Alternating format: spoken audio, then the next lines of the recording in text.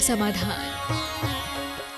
बोलिए देवाधिदेव 1008 से आदिनाथ भगवान की जय जय जय। बोलिए देवाधिदेव 1008 शीतलनाथ भगवान की जय जय जय। बोलिए प्रातः स्मरणीय संत शिरोमणि परम पूज्य 108 आचार्य गुरु विद्यासागर जी महामुनिराज की जय जय जय। बोलिए गुणायतन प्रणेता शंका समाधान प्रवर्तक भावना योग प्रवर्तक प्रखर वक्ता परम पूज्य 108 मुनिवर्षी प्रमाण सागर जी महाराज की जय जय जय। समस्त मुनि संघ की जय जय जय।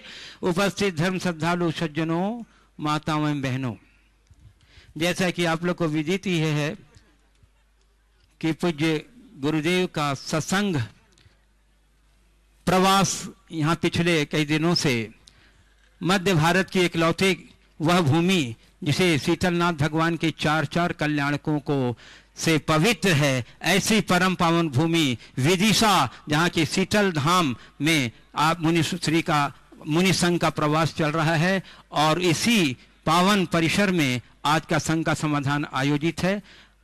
आज के संघ का समाधान के इस कार्यक्रम में यहाँ उपस्थित सभी श्रद्धालुओं का तथा उन सभी श्रद्धालुओं का जो आज के प्रसारित होने वाले इस कार्यक्रम का सीधा प्रसारण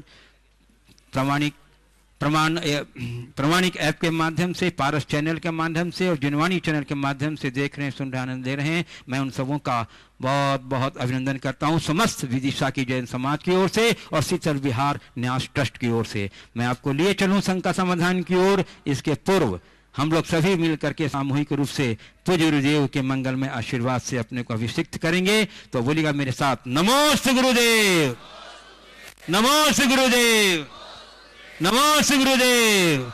बोलिए मुनिवर्षी प्रमाण सागर जी महाराज की। बंधुओं, मैं आपको लिए चलूं शंकर संघ पूर्व हमारे बीच कुछ विशिष्ट अतिथि यहाँ उपस्थित हैं। मैं उन्हें आमंत्रित करूंगा गुरुदेव के चरणों में आशीर्वाद ग्रहण करने के लिए और उनका सम्मान करेगी यहाँ की स्थानीय कमेटी शीतल विहार की और विदिशा समाज की श्री डॉक्टर JS चौहान, जो डायरेक्टर हैं SATI के विदिशा। मैं उन्हें आमंत्रित कर रहा हूँ, पधारें। जहाँ के परिसर में द्विदिवसीय भावना योग का बहुत सफल कार्यक्रम हुआ और जिनकी प्रेरणा मूल रूप से काम कर रही थी, ऐसे डॉक्टर JS चौहान जो डायरेक्टर हैं SATI के, जोरदार अभिनंदन कीजिए। इनका सम्मान करेंगे हमारे शीतल विहार न्यास ट्रस्ट के पदाधिकारी और शीतल विदिशा जैन समाज पदाधिकारी, जोरदार करते अभिनंदन के दीजिए बंधु। और इसी क्रम में मैं आमंत्रित कर रहा हूं आज हमारे बीच भोपाल से श्री JK जैन एंड श्रीमती गीता जैन, जो डिप्टी कमिश्नर हैं भोपाल के, ज्वाइंट कमिश्नर हैं भोपाल के। मैं उन्हें भी आमंत्रित कर रहा हूं, वे पधारें और गुरुवर से आशीर्वाद ग्रहण करें। और यहाँ की कमेटी उनका भी भावहीन सम्मान करेगी। पूरे भोपाल के प्रवास में श्री JK जैन साहब, श्रीमती गीता जैन का बहुत उल्लेखनीय सहयोग रहा है। एक बार जोरदार करताल ध्वनि से अभिनंदन कर दीजिए बंधु हमारे JK जैन साहब का। और इनकी श्रीमती गीता जैन के सम्मान के लिए कोई महिला हमारे यहाँ की जो प्रबुद्ध हैं आ जाएं, जो अगली पंक्ति में है, जो शीघ्र से आ सकती है उनको बुला लीजिए। आप अपनी तरसल ध्वनि का अवदान दीजिए बंधु, इसमें कृपणता मत कीजिए। ये लोग तो पूरे तन मन धन से समर्पित हैं गुरु के प्रति। ये इनके गुरु के प्रति श्रद्धा है, भावना है, उसका सम्मान हो रहा है। इनके व्यक्तित्व का सम्मान हो रहा है, इनकी व्यक्ति का सम्मान नहीं है। जोरदार करते अभिनंदन कर दीजिए बंधु।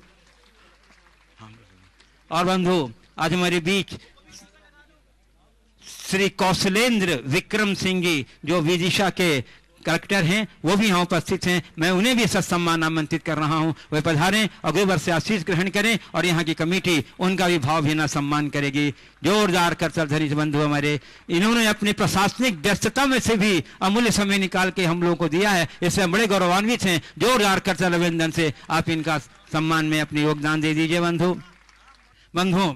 आज अत्यंत प्रसन्नता है कि हमारे जैन जगत के प्रसिद्ध समाज सेवी और जो पूर्व में प्रशासनिक पदाधिकारी रह चुके हैं, जिन्होंने अपनी सेवा से जैन धर्म को और विदिशा के कलेक्टर भी रहे हैं ऐसे श्री सुरेश चंद्र जी जैन IAS, जिन्होंने 75 वर्ष की सफल आयु पूर्ण कर ली है। और उसके अवसर पर वीत रागवानी जो प्रतिष्ठाचार्य पंडित विमल कुमार जी सौर्या टिकमगढ़ के संपादक में प्रकाशित होती है, उन्होंने उनके लिए हीरक जयंती अंक निकाला है और उस हीरक जयंती अंक का आज विमोचन पूज्य गुरुदेव के सानिध्य में होने जा रहा है। और इसके लिए मैं आमंत्रित कर रहा हूं प्रोफेसर महेंद्र सिंह गई भोपाल को, जो वो उस कृति को लेकर के आएंगे, और उनके साथ दीपक राजेंद्र कुमार जी सेठ, श्री मनोज MK जैन, श्री बसंत जी जैन और अध्यक्ष शीतल बिहार न्यास आकर के सम्मिलित रूप से पूज्य गुरुदेव के द्वारा इसका विमोचन कराएंगे। और इस विमोचन में आप जोरदार करतल ध्वनि से अभिनंदन कीजिएगा। बंधु श्री सुरेश जी के बारे में मुझे कोई कहने की जरूरत नहीं है, अब तो पूरा जैन जगत जानता है सुरेश जी जैन को। और इनकी धर्म पत्नी सहधर्मिणी श्रीमती विमला जैन, जो मध्य प्रदेश हाई कोर्ट की न्यायाधीश भी रह चुकी हैं, वो भी साथ में यहाँ पर हैं।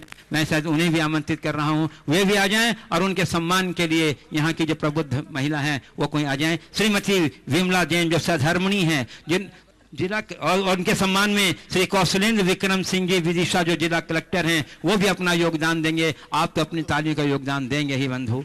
बहुत बढ़िया, बहुत पावन क्षण है बंधु।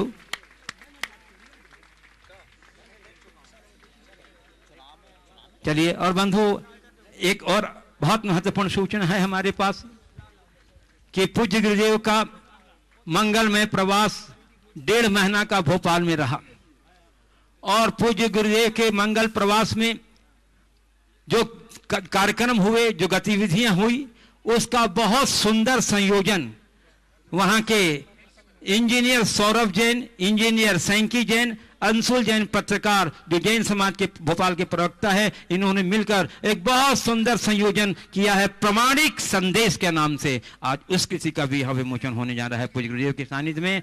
मैं आमंत्रित कर रहा हूं इंजीनियर सौरभ जैन, इंजीनियर सैकी जैन और अंशुल जैन पत्रकार, वो आवे और प्रमाणिक संदेश की प्रति लेकर के आवे। और साथ में श्री पंकज जी पार्षद ललितपुर प्रमाण सागर सेवा संघ के मुख्य पदाधिकारी पंकज पार्षद भी इस विमोचन में शामिल होंगे। प्रमाणिक संदेश, कृपया आप जोरदार करते अभिनंदन कीजिए बंधु। बहुत सुंदर, बहुत नयनाभिराम प्रति तैयार किया है। एक बार प्रति की झलक दिखा दीजिए लोगों, सामान्य लोगों को, कि कितनी सुंदर प्रति तैयार की है। और इसके सम्मान में हमारे बसंत जी जो अध्यक्ष हैं शीतल बिहार धाम के, वो भी अपना योगदान दे रहे हैं। चलिए, और आगे मैं प्रथम प्रश्न के लिए आमंत्रित कर रहा हूं श्री अनुपम जैन सिंगापुर। अनुपम जैन सिंगापुर।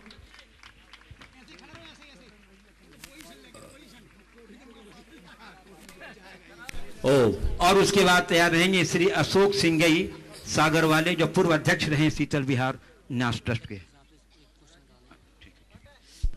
मुनि संघ को, महाराज श्री को सभी की तरफ से अनंतवार नमोस्तु। महाराज श्री, इस बार महावीर जयंती 6 अप्रैल सोमवार को पड़ रही है, तो सिंगापुर में आगामी 10 तारीख यानी शुक्रवार की छुट्टी है, तो 10, 11, 12 लॉन्ग वीकेंड है।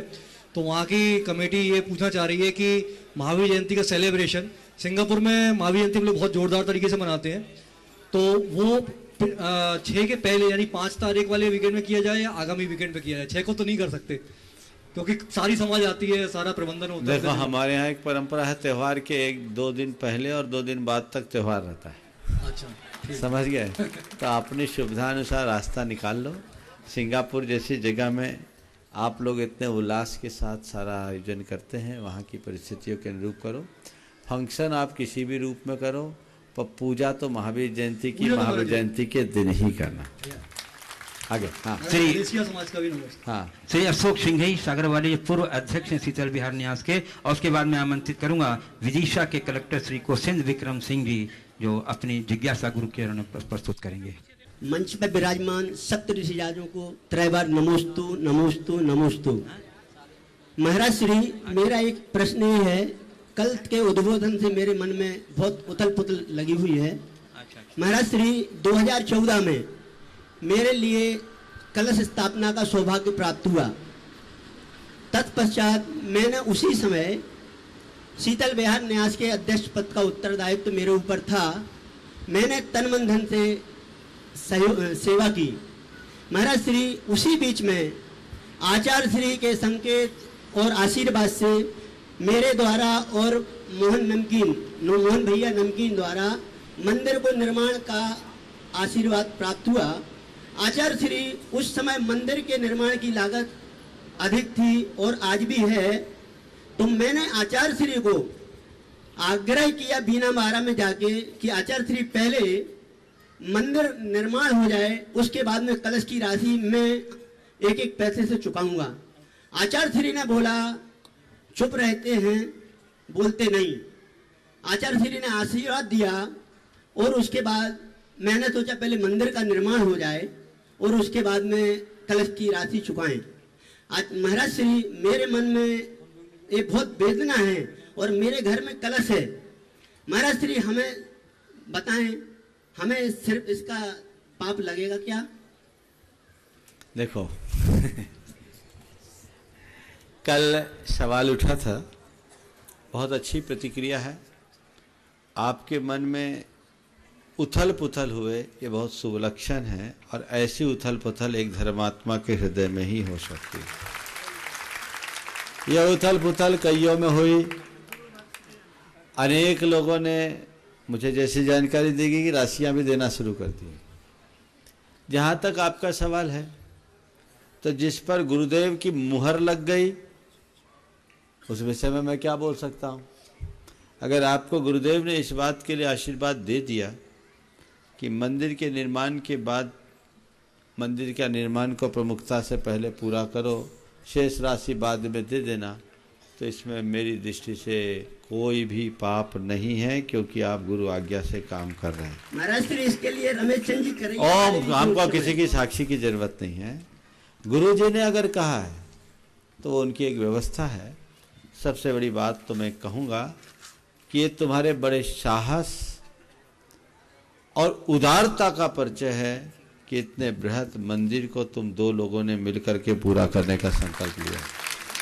ये सराहनीय प्रयास है, इसकी जितनी प्रशंसा की जाए उतना कम है। चातुर्मास में आप लोगों ने सेवा की, सब कुछ किया, लेकिन मनोभाव हमें ये रखना चाहिए कि जितनी जल्दी बने हम सब काम कर ले। आपने प्रमोशन किया है, अगर मंदिर का काम नहीं किया होता, अन्नदान रोक लिया होता, तो पाप के भागी थे। फिर भी मन में होना चाहिए कि कलश मेरे घर में है तो मैं उसे भी चुकाऊं। पर स्वाभाविक है, देखिए मैं बुंदेलखंड में एक बात देखता हूं, इस बुंदेलखंड में लोग क्षमता से ज्यादा दान देते हैं। यहाँ अरबपति और करोड़पति लोग दान नहीं देते हैं। यहाँ 4 लाख की गाड़ी में घूमने वाला, 10 लाख के मकान में रहने वाला 50 लाख का दान करता है। ये यहाँ के संस्कार है। और लोग इस भाव से दान करते हैं कि धीरे धीरे कमा कमा के चुकाते जाएंगे, चुकाते जाएंगे, चुकाते जाएंगे, और चुकाते भी हैं। तो जिनके दान में निरंतरता है और इस संकल्प के साथ दान दिए हैं कि मैं इतने समय में दान राशि दूंगा, तय समय में दे रहे हैं, उनके लिए कोई पाप नहीं। लेकिन सब कुछ अनुकूल होने के बाद भी जो निरंतरता मिटाए हुए नहीं दे रहे हैं, वे सब पाप के भागी। आप लोगों को तो ऐसे 6 बरस हो गया, 14 और 20। अब चूंकि प्रकरण यहाँ का खुल गया, मैं यहाँ के लिए तो बोला नहीं था, मैं तो सब जगह के लिए बोलता हूँ। अगर समय ज़्यादा हो जाए तो हमें देते रहना चाहिए। सबके साथ अपनी एक सीमा होती है। चूँकि मंदिर का काम भी मैंने देखा, पीले पत्थर पर इतने बृहद मंदिर का निर्माण, और वो भी केवल 2 व्यक्तियों के द्वारा, ये कोई छोटी बात नहीं है। आप राशि लगा रहे हो, उदारता से लगाओ और प्रार्थना करो भगवान से कि भगवान मंदिर भी जल्दी बन जाए और मेरा पैसा भी जल्दी चुक जाए। और एक सलाह और दूंगा, मंदिर पूरा होने से पहले अपना पैसा चुका देना, और भगवान ऐसी शक्ति दे कि तुम्हारा कोई भी काम बाकी न रह जाए। इसको लेकर के मन में किसी प्रकार का उद्वेग या उथल पुथल लाने की जरूरत नहीं है। एक बात सदैव ध्यान में रखना, प्रश्न भले कोई किसी भी आशय से पूछे, हमारा उत्तर किसी व्यक्ति पर केंद्रित नहीं होता। हमारा उत्तर सबके लिए होता है, और हम हित की भावना से उपदेश देते हैं। और कोई प्रश्न अगर करता भी है तो उसको अन्यथा कभी मत लेना, ये सोचना कि चलो इस निमित्त से मेरे लिए कुछ मार्गदर्शन तो मिल रहा है, समझ गए। और तुम्हारे अंदर ये सकारात्मक प्रतिक्रिया नहीं होती तो शायद आज यहाँ आते भी नहीं। ये बहुत स्वागत योग्य कदम है और गुरुओं की बात सुनकर उसे गंभीरता से लेना चाहिए। सभी लोगों से मैं ये कहता हूँ, जब भी दान राशि घोषित करो पहले ही बोल दो कि ये राशि मैं इतनी समयावधि में दूंगा, और वो भी तब जब मेरी आज जैसी पोजीशन रही और मैं दुनिया में रहा तब। मेरी पोजीशन बिगड़ गई तो मैं देनदार नहीं, और मैं दुनिया में नहीं रहा तो मेरा कोई कमिटमेंट नहीं। दात आयोजकों को पहले से बोल दो, अगर उनको स्वीकार है तो अपना दान दो, स्वीकार नहीं है तो हाथ जोड़ लो, एक तरीका। लेकिन बोलने के बाद अपनी अनुकूलता रहने पर भी यदि आप वैसा नहीं करते तो पाप के भागी होते हैं। हमेशा दानदाताओं को ये सोचना चाहिए कि मैंने यदि दान बोला है तो मेरे दरवाजे किसी को मांगने के लिए आना ही ना पड़े, मैं खुद चलाकर राशि चुकाऊं। पर आप लोग बनिया हों, पैसा बहुत मुश्किल से निकाल पाते हो। जब तक 2-4 बार, कहावत है ना, अमिया निबुआ बानिया गल मस्के रस देत, मसकना पड़ता है, समझ गए। लेकिन रस भी निकलता है, थोड़ा इसका ध्यान रखना चाहिए। इसलिए आप बिल्कुल अन्यथा मत लीजिए। मुझे बहुत प्रसन्नता उस समय हुई थी जब मैंने सुना था कि इस मंदिर के निर्माण का संकल्प इन दोनों लोगों ने किया है, काम हुआ है। जल्दी, मैं तो यही भावना भाता हूँ, जल्दी आपके समोसरन और बर्रो वाले बाबा और सहस्त्रकूट का निर्माण पूरा हो और गुरुदेव के सानिध्य में उसमें मैं भी रहूं, साक्षात पंचकल राणा। चलिए। माननीय विदिशा कलेक्टर श्री कौशलेंद्र विक्रम सिंह जी और उसके बाद तैयार रहेंगे doctor JK Jain and Shrimati Geeta Jain, joint commissioner Bhopal. महाराज जी नमोस्तु नमोस्तु नमोस्तु। मैं ये जानना चाहता हूँ कि हम लोग जिस दुनिया में रहते हैं, दिन भर 16 घंटे 24 घंटे में जहाँ गुजारते हैं, वो बहुत उथल पुथल नकारात्मकता वाली अस्त व्यस्त जिंदगी रहती है सार्वजनिक जीवन में। तो ऐसी स्थिति में बहुत मुश्किल होता है अंदर से चित्त को स्थिर और शांत करके और अच्छे से रख पाना, या आध्यात्मिक रूप से कम। तो आपसे निवेदन है कि हमारा मार्गदर्शन करें कि इस बाहरी दुनिया में रहते हुए अंदर से कैसे शांत चित्त और स्थिर रहें। बहुत अच्छी बात की है। क्योंकि आप लोग जिस प्रशासनिक सेवा में हैं, आपको तो 24 घंटा और 7 दिन काम है, बड़ी जिम्मेदारी आपकी है। आपने पूछा ऐसी स्थिति में अपने चित्त को हम स्थिर कैसे करें। कर्तव्य भाव से काम करो, कर्ता बुद्धि से बच के रहो। मैं प्रशासनिक सेवा में हूं, सेवा मेरा काम है और मुझे जो दायित्व मिला है मैं उसे निभाऊंगा। मेरा काम जो है वो मुझे करना है, पर चीजों को अपने ऊपर हावी मत होने दीजिए। यदि ऐसा आप करेंगे तो आपके मन में किसी प्रकार की उथल पुथल अधिक नहीं होगी, लेकिन इसे एक अधिकारी बनकर के करोगे तो आप भीतर से प्रभावित हुए बिना नहीं रहोगे। अध्यात्म मार्ग को अपनाने का मतलब ही यही है, सबके बीच में रहो और स्वयं में रमो। एक सूत्र लो, मैं केवल निमित्त हूं, मुझे अपने दायित्व का निर्वाह करना है और जितना बन सके मैं अच्छा करूं, उसमें खरा उतरूं। यदि इतना करेंगे आप निश्चित सफल रहेंगे और सुखी रहेंगे। श्री जेके जैन साहब एवं श्रीमती गीता जैन, ज्वाइंट कमिश्नर भोपाल। उसके बाद तैयार रहेंगे doctor J S. Chauhan, director ACTI Vidisha. नमस्ते महाराज जी, नमस्ते महाराज जी, नमस्ते महाराज। महाराज जी, मेरा प्रश्न ये है कि यदि हम धर्म में बताए सिद्धांतों का उस पर बताए मार्गों का पालन तो करते हैं, लेकिन धार्मिक क्रियाओं के पालन में यदि हम कहीं पीछे रह जाते हैं, यदि मैं जो धर्म में बताई चीज़ें हैं कि लोगों की सेवा करो, सबका भला करो, किसी का बुरा मत सोचो, सबके काम आओ, वो सब तो करते हूँ, लेकिन अगर हम मंदिर जाने में या कहीं धार्मिक क्रियाओं के पालन में कुछ कमी रहती है तो ये धर्म का मार्ग है कि अधर्म का मार्ग? फिर से दोहराइएगा बाद वाली लाइन।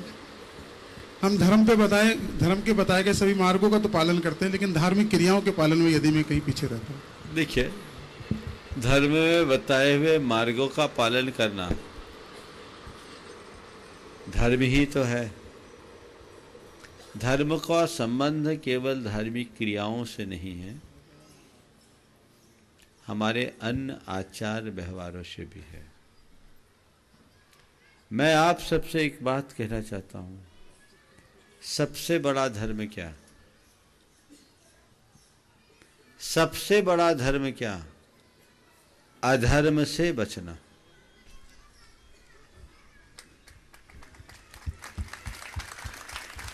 सधर्म यत्र ना धर्म। सच्चा धर्म वही है जहां अधर्म नहीं है। तो पहले हर व्यक्ति अपने जीवन में एक सीमा रेखा निर्धारित करे कि मेरे जीवन में कोई अधर्म ना हो। फिर दूसरे क्रम में धर्म आता है हमारी उपासना, पूजा, आराधना या रिचुअल की बात। उसका हम जितना बन सके पालन करें, ये हमारे जीवन में सकारात्मकता लाते हैं। लेकिन ये हर व्यक्ति के प्रोफेशन के अनुरूप अलग अलग तरीके से किया जाता है।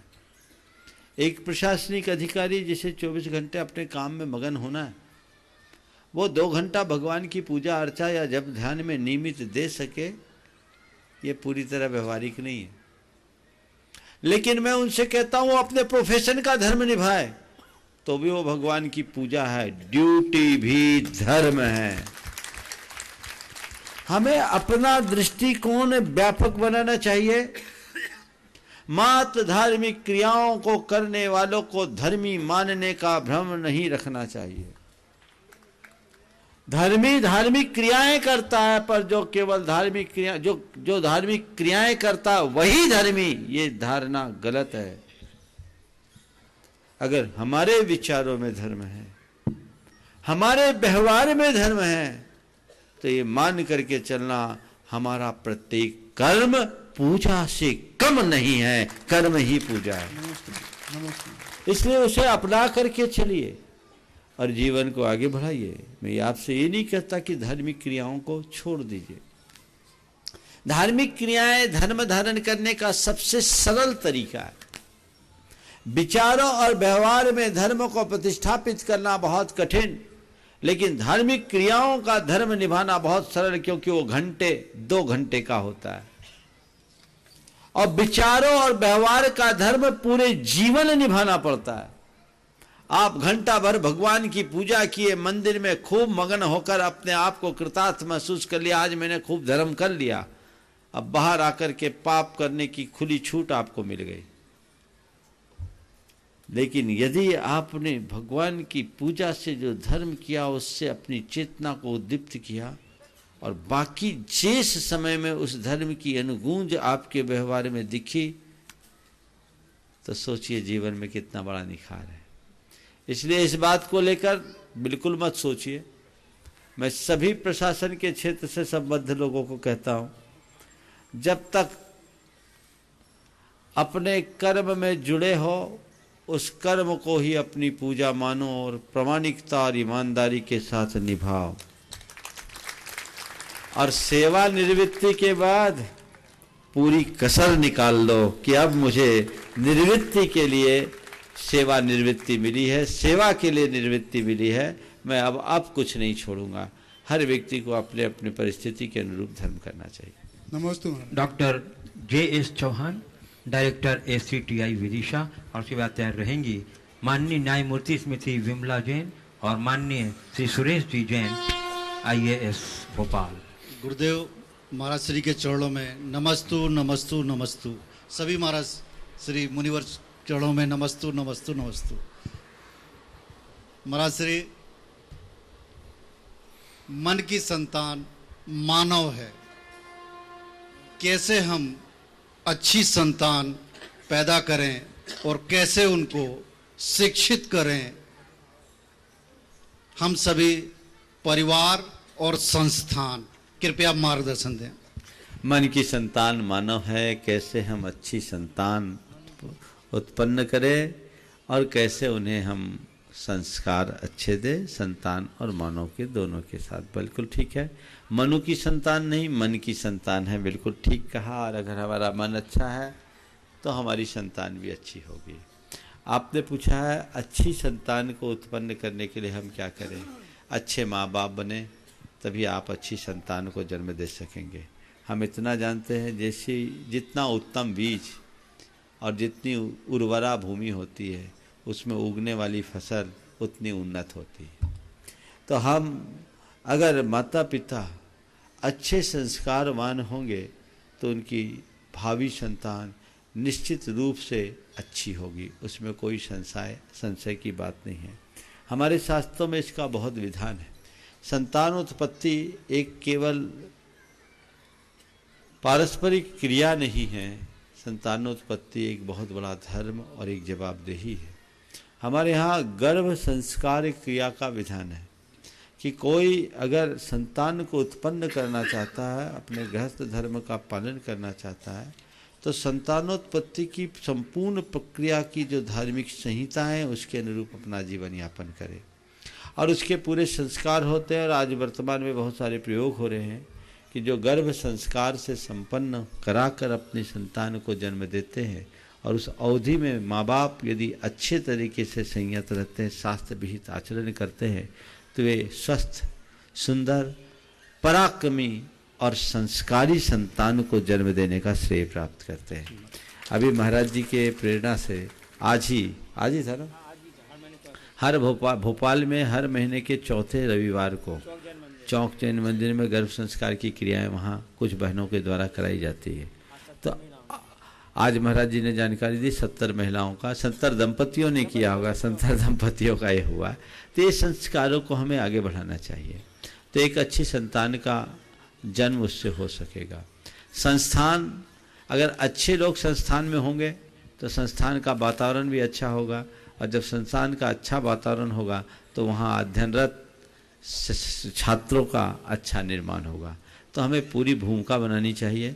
मुझसे एक बार जब मिस्टर सेशन भारत के चुनाव आयुक्त हुआ करते थे, 1995 की बात है, उन दिनों में भोपाल में ही था।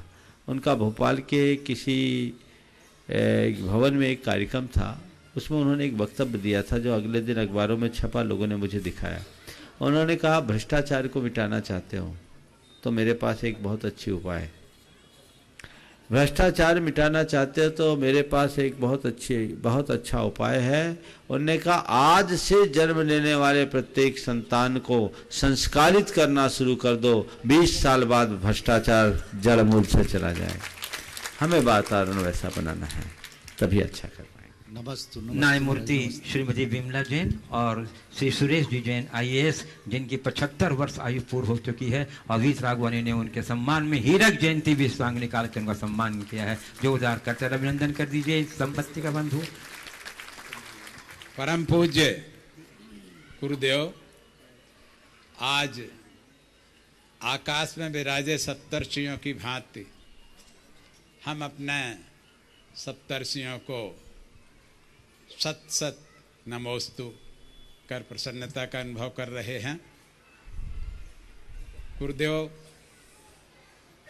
आज आपने हमारे इस 75वें वर्ष के अवसर पर स्नेह दिया, आशीर्वाद दिया, इसके लिए हम सभी सपरिवार बृहत परिवार के साथ आपके कृतज्ञ हैं। गुरुदेव, भगवान शीतलनाथ के जन्म से पावन इस विदिशा की माटी में भगवान नेमिनाथ का संवत्सरण आयोजित किया गया था। इसी संवत्सरण में विराजमान आचार्य वरदत्त अपने 4 मुनीश्वरों के साथ नैनागिरी गए। गहन वन में स्थित नैनागिरी की गुफाओं में और सिद्धशिला पर बैठक बैठकर घनघोर तपस्या की और सिद्धत्व प्राप्त किया। गुरुजी आप साक्षी हैं कि इस सिद्ध शिला पर बैठकर आचार्य विद्यासागर जी ने अपने मुंह माटी पूरी की और सिद्धत्व की साधना की। सिद्ध शिला पर बैठकर गुरुदेव आप प्रमाण सागर जी ने नग्नत्व और दिगंबरत्व की साधना की, लंबी साधना की, और आप इस सिद्ध शिला के समीप स्थित कुंड से पारस पत्थर लेकर के पूरे देश और विश्व में अपनी कीर्ति स्थापित कर रहे हैं और पूरी समाज को, देश को, प्रबुद्ध व्यक्तियों को स्वर्णिम बना रहे हैं। मैं हाँ। अब प्रार्थना करूंगा कि आप भोपाल छोड़ चुके हैं, इसलिए गत सप्ताह में नैनागिरी से लौटा हूं 4 दिन रहकर। भगवान पार्श्वनाथ पूछ रहे थे कि आप क्या हुआ, उनका उत्तर उनके पास होगा। उन्हीं से पूछ लो भगवान क्या होगा, और वही होगा जो भगवान चाहेंगे। आपसे प्रार्थना तो कर लो मैंने। बिल्कुल बिल्कुल। आपसे प्रार्थना ये है कि कुछ दिन के लिए ही सही नैनागिरी पधारें और उनकी डेट थोड़ा पहले से हमें दें तो बड़ी कृपा होगी। बहुत बहुत आप सबके चरणों में नमस्ते। देखिए सुरेश जी, बहुत दिनों से ये आग्रह कर रहे हैं, भाव तो हमारा भी है। देखे संयोग क्या बनता है। अभी तो जहाँ जाते हैं गाड़ी वहीं अटकती है। अब गाड़ी आगे बढ़ने दीजिए, फिर देखते हैं। यहाँ भी हम 3 दिन के लिए सोच कर आए थे, डबल हो गया। अभी से कैसे कहे, ये तो भव भागनवश जोगी वशाय। आगे जैसी अनुकूलता बनेगी देखता हूँ, मन में है। अब समय और संयोग क्या करता है। नमस्ते। श्रीमती विमला जी पूछिए।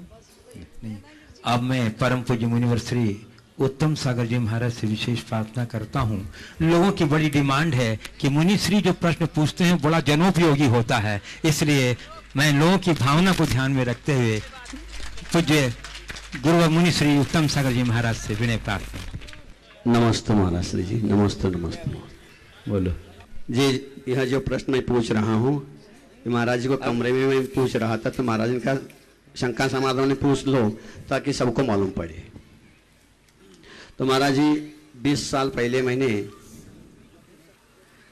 अमरकंटक में एक अभिषेक पाठ लिखा था, जो आप लोग रोज बोलते हैं, श्री जी का अभिषेक करे हम नेक शुद्ध जल। तो हमने लिखा था, उसमें कई लोगों को शंका हुई है। वो शंका आपसे मैं निरसन करना चाहता हूँ कि भगवान को समूह शरण में कोई छू नहीं सकता है। यह मैंने उसमें का लिखा है, सुर गणधर जिन्हें न छू सके हम आज इन्हें ही छू पाते। तो क्या भगवान को समूह शरण में कोई छू सकता है? एक बात। और दूसरी, यहाँ के लोगों ने कहा, कुछ भोपाल में मैंने सुना कि गंगा की धारा पर्वत से गिरती है श्री जी के सिर पे, इसीलिए तो जग में जन जन द्वारा पूजित है गंगाधार। ये मैंने लिखा है कि ये गंगा धारा नहीं, जो हिमवान पर्वत से निकलती वो गंगा धारा है। लेकिन इन लोगों ने सोचा ये गंगा पूजनी, ये नहीं है। लेकिन उनको भी अपन बता देना। और एक है, सुख शांति अगर तुम चाहो तो झट धोती पहनकर आओ, तो मैंने लिखा है। और कई लोगों ने उसको सुधार दिया, क्योंकि वहां धोती, इसीलिए मैंने लिखा है कि पुरुष ही अभिषेक कर सकता है, महिलाएं नहीं। कलशा लेके तो महिला भी कर पाएंगे, इसीलिए मैंने सोच के लिखा था। लेकिन मनों के लोगों की मन में धारणा थोड़ा सा गलत हो गई है, तो आप उसका थोड़ा सा निरसन करेंगे तो बहुत बड़ा उपकार हो जाएगा। एक नहीं 3 सवाल है। एक पत्थर में 3 आम तोड़ना है मुझे भी, क्योंकि मालूम नहीं कब मिलेंगे, इसीलिए तो जितना लो उतना लूट लो। जहाँ तक पहला सवाल है, केवल ज्ञान के उपरांत तीर्थंकर प्रभु का कोई स्पर्श नहीं कर सकता। उनका आभा मंडल इतना सतेज होता है कि वहां तक कोई पहुंच ही नहीं पाता। गणधर जैसे महान तपस्वी साधक भी प्रथम कटनी के ऊपर से उनकी परिक्रमा भर दे लेते हैं। भगवान ऊपर रहते हैं, सब दूर से ही प्रणाम करके अपने आप को कृतार्थ करते हैं। अब मैं समझता हूँ ये भगवान ने अपनी व्यवस्था अच्छी बना ली, नहीं तो आप लोग तो छोड़ते ही नहीं। आज हम लोगों को इतनी मुश्किल होती है, कोई दिन नहीं लगता जिस दिन आप लोगों की भक्ति की मुहर हम लोगों को पैरों में नहीं लगती। समझ गए ना? 2-4 मुहर तो रोज लगे गए। 4 जगह महाराज को नाखून लगे हुए हैं अभी, कौन हुए मानते ही नहीं लोग। थोड़ा विवेक रखना चाहिए। पाँव छूने का भी एक अनुशासन होता है। चलते वक्त कभी पैर नहीं छूना चाहिए। कई बार आपने देखा गुरुदेव भी गिरते गिरते बचे, इनसे बचना चाहिए। तो ये एक आभा मंडल का प्रताप होता है, इसलिए भगवान को कोई स्पर्श नहीं कर पाता। दूसरी बात, गंगा की धारा जैन शास्त्रों के अनुसार हिमवान पर्वत से, ओम देखो, जैन शास्त्रों के अनुसार हिमवान पर्वत से गंगा निकलती है और गंगा गोमुख से निकल करके गंगा कुंड में गिरती है जिसमें अकृत्रिम जिनालय है, और वो गंगा आगे प्रवाहित होती है जैन धर्म के अनुसार, इसलिए गंगा को पूज्य माना गया। रहा सवाल वर्तमान गंगा जो हिमालय से निकली है, हिमालय और हिमवान पर्वत की अवधारणा में अंतर है। नाम शाम है, इसलिए लोगों के मन में गंगा के प्रति भाव आता है, और चूंकि गंगा का जल निर्मल है इसलिए गंधोदक की भांति हम गंगा को पवित्र मानने की जो परंपरा है उसे मानना चाहिए और गंगा की पवित्रता को बना कर रखना चाहिए। लेकिन जिस गंगा का शास्त्रों में उल्लेख है वो गंगा अभी हमारे यहाँ बीच नहीं है, क्योंकि उस गंगा की 14,000 सहायक नदियाँ, वो तो यहाँ है ही नहीं। पर फिर भी आज हम सबके बीच कोई गंगा है तो कम से कम इतना तो करें कि हम गंगा को मैली होने से बचाएं, गंगा को सुरक्षित रखें। और मैं कहता हूँ न केवल गंगा को, अपनी बेतवा को भी गंगा मान करके चलो। जल स्रोतों की पवित्रता बनाइए, उनको सुरक्षित रखिए, भविष्य के लिए बहुत जरूरी है, क्योंकि आने वाले समय में पानी का संकट बहुत बड़ा संकट बनने वाला है। सभी व्यक्ति को आज से इसके प्रति चौकन्ना होना चाहिए और इसे पूरी तरह सुरक्षित रखने का उपक्रम करना चाहिए, तभी हम कुछ अच्छा कर सकें। और तीसरा, धोती पहन कर आओ तो और कलसा लेकर आओ तो। देखिए, कुछ भी अर्थ हो, लेखक की पंक्ति को बदलने का अधिकार किसी को नहीं होता। लेखक ने जो लिखा है हमें वही पढ़ना चाहिए। अपनी बुद्धि चलानी है तो नई रचना कर लो, बहुत बढ़िया। उसको बदलने का आपको कोई अधिकार नहीं। महाराज जी ने सोच समझ कर लिखा, धोती पहन कर आओ तो धोती पहन कर आओ तो वो तो भाव है, तो उसको बदलने का औचित्य नहीं है। हालांकि कलश लेकर आए तो इसका मतलब ये नहीं किसका संदर्भ है, तो जिसको अज की व्याख्या करना है वो किसी की भी कर देगा, क्योंकि साड़ी को धोती भी बोला जाता है, तो वो अर्थ निकाल लेगा महाराज। वो उस पचड़े में मैं नहीं जाता, लेकिन मैं ये कहता हूं कि लेखक की रचना को बदलने का अधिकार दूसरे व्यक्ति को नहीं है। इसलिए कभी भी आप लोग बोलते हैं मंगलनाथु राम या भवसागर दिरपोत, कई लोग अपना नाम ले लेते हैं। अरे भाई, पूजा भी चोरी से, कम से कम उसका आभार तो व्यक्त करो।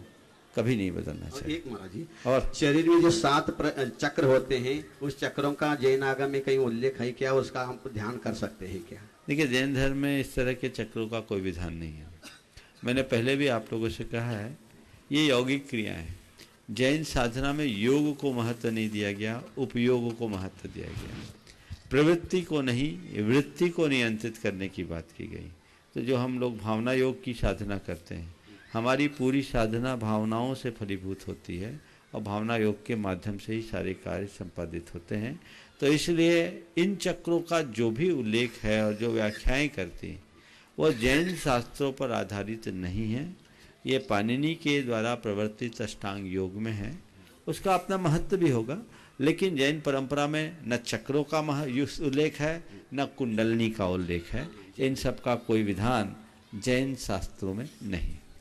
पूज्य मुनि श्री प्रसाद सागर जी महाराज भी अपनी जिज्ञासा रखेंगे और उसके बाद पूज्य छुल्लक श्री 105 ध्यान भूषण जी महाराज अपनी जिज्ञासा रखेंगे। पूज्य मुनि श्री प्रमाण सागर महाराज जी को बारंबार नमोस्तु। पूज्य मुनि श्री जी, जहाँ हम यहाँ बैठे हैं बेतवा नदी के किनारे, जिसको भीलसा भद्दलपुर बिस्सा कहते हैं, यहाँ पर शीतलनाथ भगवान के 4 कल्याणक हुए। हमारी शंका यह है कि कुछ लोग तो बिहार झारखंड में कलुआ पहाड़ के हिसाब से कहते कि वहाँ ये हुआ है। अब शिलालेख या पुरातत्व क्या कहता है, लेकिन बेतवा नदी के किनारे इसमें बेतवा नदी की क्या भूमिका है, मतलब स्थान यह है कि वह है, इसके लिए आप समाधान कृपा करें, क्योंकि नदी प्राचीन होती हैं, उनसे तथ्यों का सही पता चलता है। तो क्या बेतवा नदी वहां पर भी है क्या? देखिए, ऐसा है, भद्दिलपुर के संदर्भ में 1992 में मैंने खुद ने शोध किया था जी, और लगभग 5-6 महीना गहन पड़ताल की, कई संदर्भों को देखा। भद्दिलपुर का 2 उल्लेख आता है, एक मलय देश और एक दशाण देश, और बहुत सारे संदर्भों को जब मिलाया आपस में, भौगोलिक और खगोलीय, तो मैं इसी निष्कर्ष पर पहुंचा कि जिस भद्दिलपुर में भगवान शीतलनाथ का अवतरण हुआ, वो भद्दिलपुर तो वर्तमान की विदिशा ही है। इसके पीछे किसी भी बात के लिए सबसे बड़ा प्रमाण अभिलेखीय होता है। विद्वानों ने अनेक प्रकार से व्याख्याएं की, शुरू से विवाद का विषय था। आज से लगभग 80-90 वर्ष पूर्व से विद्वानों की 2 विचारधारा थी। कुछ विद्वान विदिशा को भद्दिलपुर मानते थे और कुछ विद्वान कोलवा पहाड़ को भद्दिलपुर मानने के हिमायती थे, लेकिन किसी ने अभिलेखीय साक्ष्य प्रस्तुत नहीं किए थे। मैंने जब खोजबीन की तो मुझे 3-4 बड़े अभिलेख मिले, जिसमें विदिशा के लिए भद्दिलपुर का उल्लेख देखने को मिला। उसमें किले अंदर के भगवान पार्श्वनाथ की प्रतिमा में एक जगह भद्दिलपुर अंकित था। विदिशा के एक कुएं में जो 12वीं शताब्दी का लेख है, उसमें भद्दिलपुर अंकित मिला। चंदेरी के पट्टावली में विदिशा के लिए एक जगह भद्दिलपुर का उल्लेख मिला, और चांद खेड़ी में भी विदिशा के लिए एक जगह भद्दिलपुर का उल्लेख मिला। ये 4 बड़े उल्लेख, तो मैं इस निष्कर्ष पर पहुंच गया, अब कुछ सोचना ही नहीं है। दुर्भाग्य है कि हमारी समझ में हमारे तीर्थंकरों की जन्मभूमियों को लेकर के भी अनेक चर्चा होती। भगवान महावीर की 3 जन्मभूमि बना दी। हाँ, बासोकुंड वैशाली तो है ही, फिर कुंडलपुर हो गया, और श्वेतांबर परंपरा में लिच्छवाड़ को मानते हैं। लिच्छवाड़ वहाँ पड़ता है रास्ते में, जब हम लोग चंपापुर से पावापुर की तरफ जाते हैं। इसी प्रकार भगवान शीतलनाथ की पहले तो 2 थे, अब 4 स्थान हो गए। पहले तो केवल कोलवा पहाड़ और विदिशा था, अब एक नया हो गया भद्रकाली। इटखोरी है झारखंड में, कोलवा पहाड़ से लगभग 40 किलोमीटर दूर। वो बौद्ध तीर्थ है। मूलतः मैं वहाँ गया था चलाकर, वहाँ मुझे जैन अवशेष कुछ दिखे नहीं, और कोई अभिलेखी साक्ष्य नहीं। वहाँ एक मंदिर बन रहा, बहुत सुंदर बन रहा, मंदिर बने, कोई बुराई नहीं, लेकिन उसे अब भगवान शीतलनाथ की जन्मभूमि घोषित कर दिया। प्रमाणिक ऐप क्या कहलाए? हम बता रहे ना आपको। इसी प्रकार एक गया डोभी के रास्ते में एक भदुली गांव है, और भदुली गांव में एक शीतलनाथ भगवान की जन्मभूमि हो गई। तो कितनी जगह शीतलनाथ भगवान जन्मेंगे भाई? थोड़ा सोचो। कोलवा पहाड़ भगवान शीतलनाथ की तपोभूमि है, इसमें कोई संशय नहीं, और श्रृंखला से लगी हुई होने के कारण इटखोरी, जिसे भद्रकाली कहा जाता है, किया हो ये माना जा सकता है।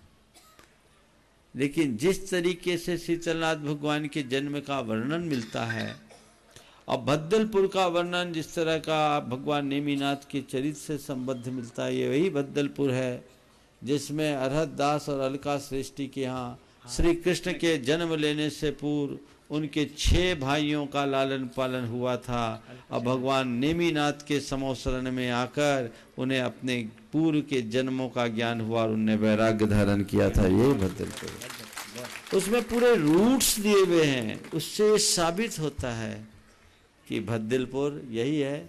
मैंने उस समय एक लेख लिखा था, मुझे पता नहीं, मेरे पास उसकी प्रति नहीं है।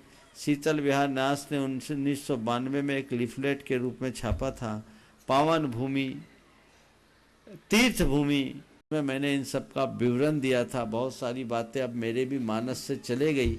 92 और 2020 में 28 साल का गैप है, उसको मुझे दिखाना, अपडेट करूं।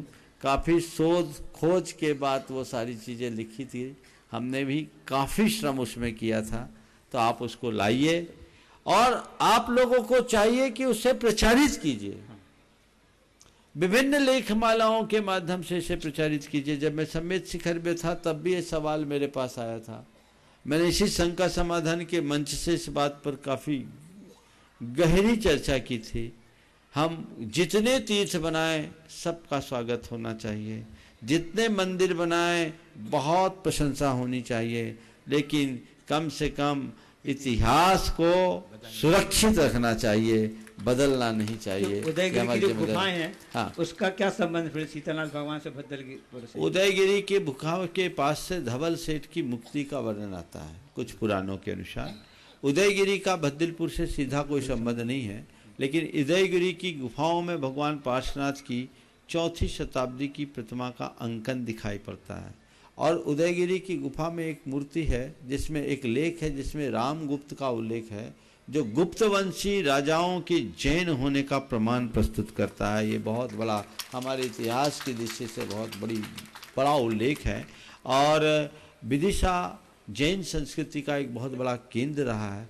यहाँ के आप संग्रहालय में जाएंगे तो आप पाएंगे कि कितना ज़्यादा जैन अवशेष वहाँ हैं, जैन प्रतिमाएं हैं, बल्कि ये पूरा का पूरा संग्रहालय एक प्रकार से जैन संग्रहालय जैसा बना हुआ है। तो इस बात का प्रमाण है, एक समय में 8वीं 9वीं 10वीं शताब्दी में विदिशा जैनों का एक बहुत बड़ा गढ़ था। और एक और यहाँ के किले अंदर का जो मंदिर है 400 साल से अधिक पुराना है, वो शीतलनाथ भगवान के नाम से है। ये इस बात का प्रतीक है कि 400 साल पहले तो शीतलनाथ भगवान का संबंध यहाँ था। इसलिए हर व्यक्ति को सोच समझ कर करना चाहिए। और अब आप लोगों को कोई चिंता नहीं करना चाहिए, गुरुदेव ने अपनी मुहर लगा दी।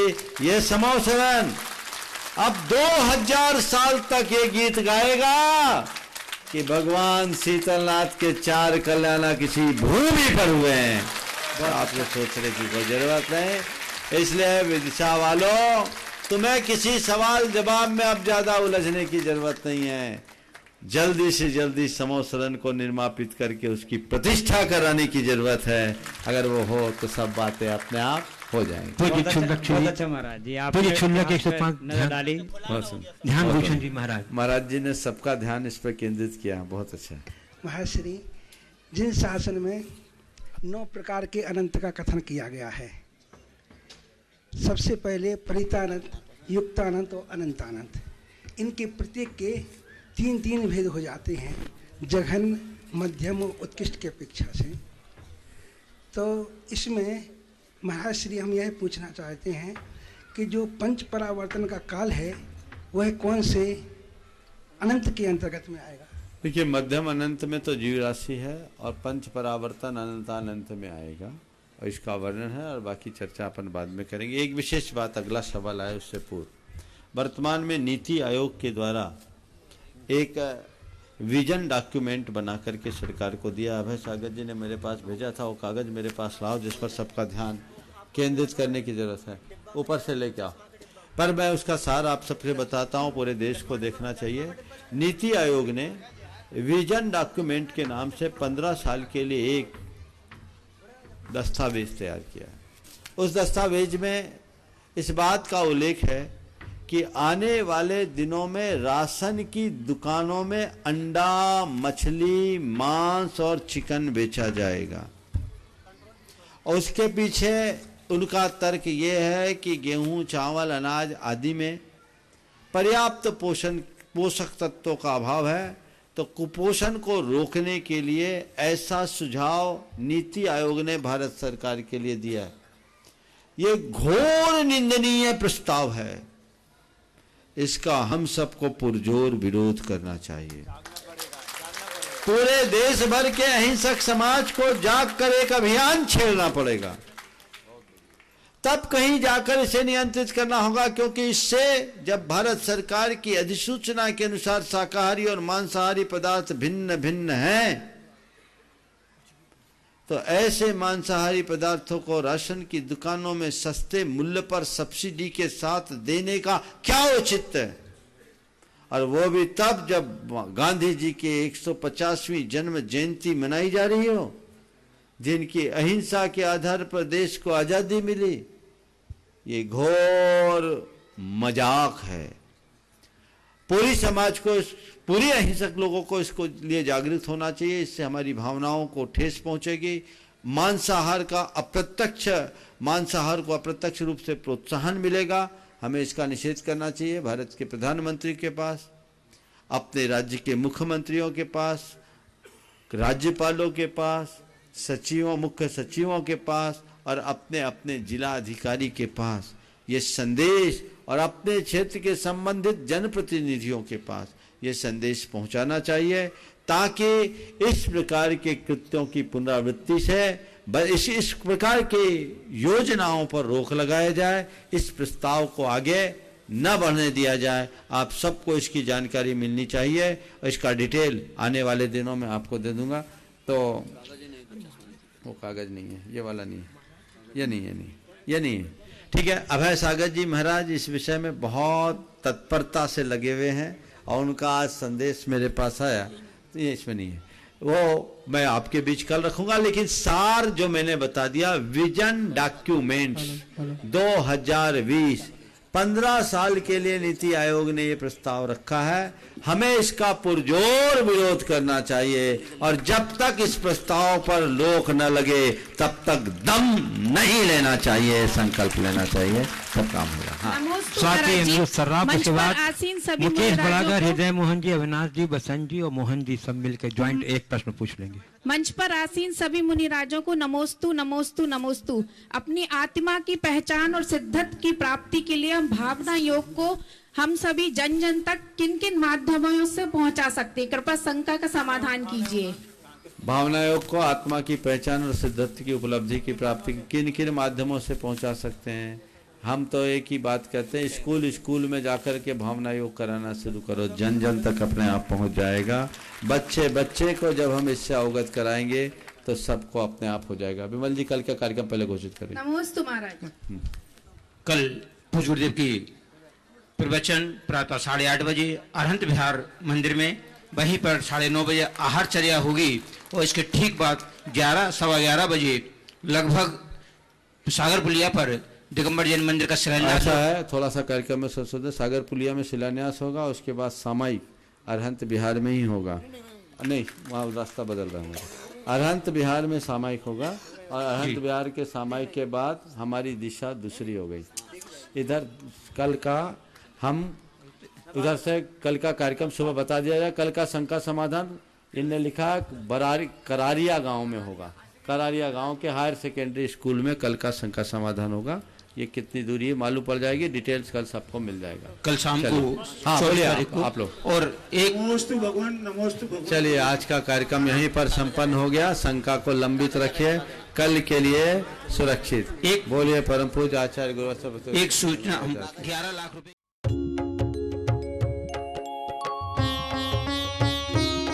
शंका समाधान।